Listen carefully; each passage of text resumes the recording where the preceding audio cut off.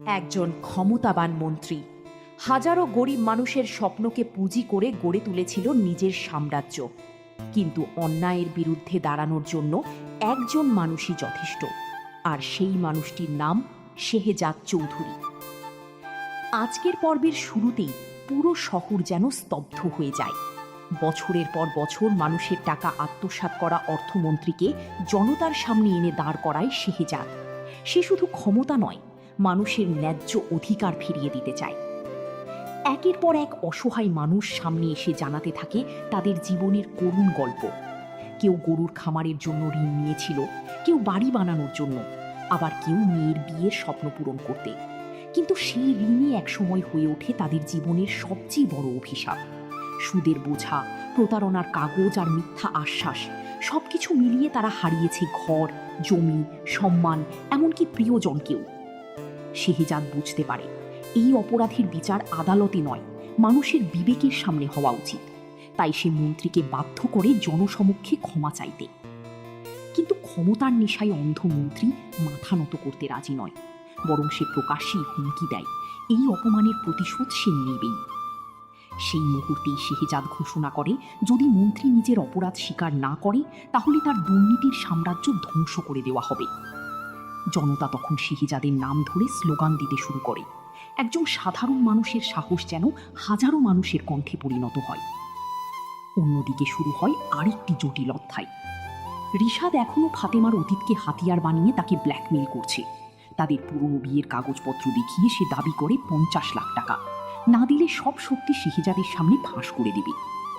নিজের নতুন সংসার বাঁচানোর জন্য ফাতেমা ভীষণ অসহায় হয়ে পড়ে। সে জানে সত্য প্রকাশ পেলে তার সুখের সংসার ভেঙে যেতে পারে, তাই বাধ্য হয় রিশাদের শর্ত মেনে নিতে। কিন্তু রিশাদের লোভ এখানেই শেষ নয়। টাকা পাওয়ার পরও তার চোখে প্রতিশোধের আগুন। এদিকে শেহজাদ কিছুই জানে না এই ষড়যন্ত্রের কথা। সে ব্যস্ত অন্য এক মিশনে।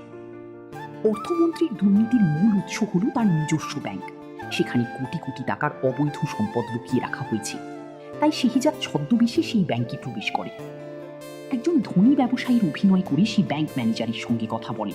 কয়েক কোটি টাকা জমা রাখার কথা বলতেই ম্যানেজার নিজের মুখে খুলে ফেলে ব্যাংকের সমস্ত নিরাপত্তার গোপন তথ্য। কোথায় ভল্ট, কত টাকা থাকে, কোথায় সিসিটিভি, জরুরি অ্যালার্ম কিভাবে কাজ করে, সব তথ্য অজান্তেই শেহজাদের হাতে তুলে দেয় সে। শেহজাদ তখন নিশ্চিত হয়ে যায় এই ব্যাংক থেকেই গরিব মানুষের লুট হওয়া অর্থ উদ্ধার করা সম্ভব। কিন্তু সামনে অপেক্ষা করছে আরও বড় বিপদ। দাউদ খানের লোকজন, দুর্নীতিগ্রস্ত অর্থমন্ত্রী এবং রিশাদ, তিন দিক থেকে শেহজাদের বিরুদ্ধে ষড়যন্ত্র চলছে। এদিকে নিজের অতীতের সঙ্গে সম্পর্ক ছিন্ন করতে শেহজাদ ঋতুর বাড়িতে গিয়ে পরিষ্কার জানিয়ে দেয় তার বর্তমান জীবন শুধু ফাতেমা, তার মেয়ে এবং তার মাকে ঘিরে। অতীতের কোনো সম্পর্ক আর সে ফিরিয়ে আনতে চায় না।